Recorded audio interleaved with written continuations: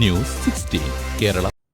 മലയാളിയെ തലക്കടിച്ചു കൊന്ന് കട കൊള്ളയടിച്ച 2 പ്രതികളുടെ വധശിക്ഷ സൗദിയിൽ നടപ്പാക്കി.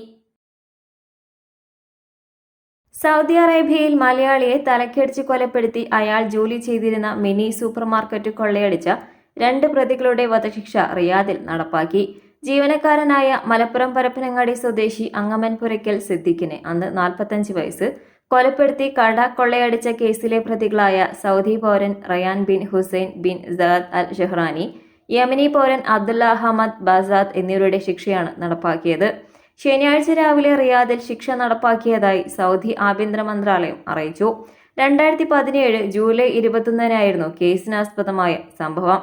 20 വർഷമായി റിയാദ് അസീസിയ എക്സിറ്റ് 22-ലെ ഒരു മിനി സൂപ്പർമാർക്കറ്റിൽ ജീവനക്കാരനായിരുന്നു സിദ്ദിഖ്.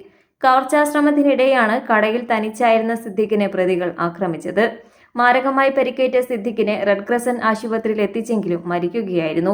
2 പേർ കടയിൽ കയറി തലയിലും കൈകാലുകളിലും വെട്ടി പരിക്കേൽപ്പിച്ച് വാഹനത്തിൽ കയറിപ്പോയതായി സിദ്ദിഖ് മരണത്തിന് മുമ്പ് പോലീസിന് മൊഴി നൽകിയിരുന്നു. തുടർന്ന് കടയ്ക്ക് മുന്നിൽ സ്ഥാപിച്ചിരുന്ന CCTV ദൃശ്യങ്ങൾ പോലീസ് ശേഖരിച്ചു. ദൃശ്യത്തിൽ പതിഞ്ഞ കാറിന്റെ നമ്പറിൽ നിന്ന് വാഹനോടമയെ കണ്ടെത്തുകയായിരുന്നു. ഇതാണ് പ്രതികളിലേക്ക് എത്തിച്ചത്. റിയാദ് പോലീസ് 2 പ്രതികളെയും പിടികൂടുകയും കുറ്റാന്വേഷണ വിഭാഗം വിശദമായ അന്വേഷണം നടത്തി പ്രതികൾ കുറ്റക്കാരെന്ന് കണ്ടെത്തുകയുമായിരുന്നു. റിയാദ് ക്രിമിനൽ കോടതി പ്രതികൾക്ക് വധശിക്ഷ വിധിച്ചു.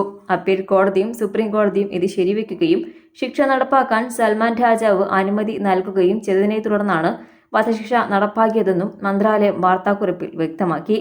കൊല്ലപ്പെട്ട സിദ്ദീഖിന് ഭാര്യയും 3 മക്കളുമാണുള്ളത്. കൊല്ലപ്പെട്ട് 8 വർഷത്തിനു ശേഷമാണ് ഘാതകർ വധശിക്ഷയ്ക്ക് വിധേയരായത്. News desk. പക്ഷമില്ല, വിവേചനമില്ല. നേരിനൊപ്പം, നാടിനൊപ്പം, നാട്ടുകാർക്കൊപ്പം. News 16 Kerala channel.